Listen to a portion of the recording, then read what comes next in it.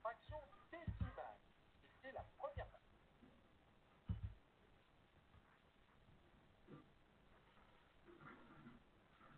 Souviens-toi, au début de notre histoire, sur les fractions, j'avais préparé des tartes aux aubergines. J'avais utilisé des tartes rondes, mais rien ne m'empêche d'utiliser des tartes carrées. Cette tarte carrée, je la coupe en 10. Me voilà donc avec 10 dixièmes. 10 dixièmes d'une tarte coupée en 10, c'est une tarte.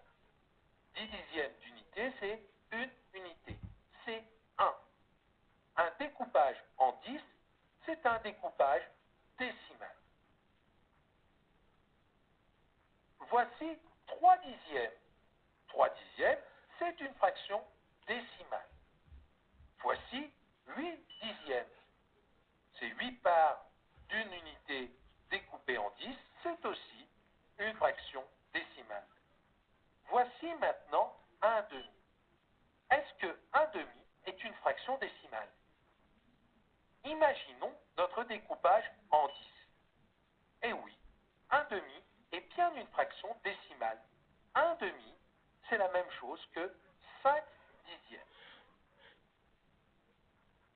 Revenons maintenant à notre unité carrée. Voici 100 centièmes. 100 parts d'une unité partagée en 100. 100, c'est 10 fois 10. On a bien affaire à une fraction, à un partage décimal. Voici 14 centièmes. 14 centièmes est une fraction décimale. Voici 82 centièmes. 82 centièmes est une fraction décimale. J'aimerais maintenant comparer ces deux fractions, 3 dixièmes et 1 demi. Si on imagine les deux fractions, c'est très simple. Voici 3 dixièmes et voici 1 demi. On voit bien que 1 demi est plus grand que 3 dixièmes, car 1 demi, c'est équivalent à 5 dixièmes.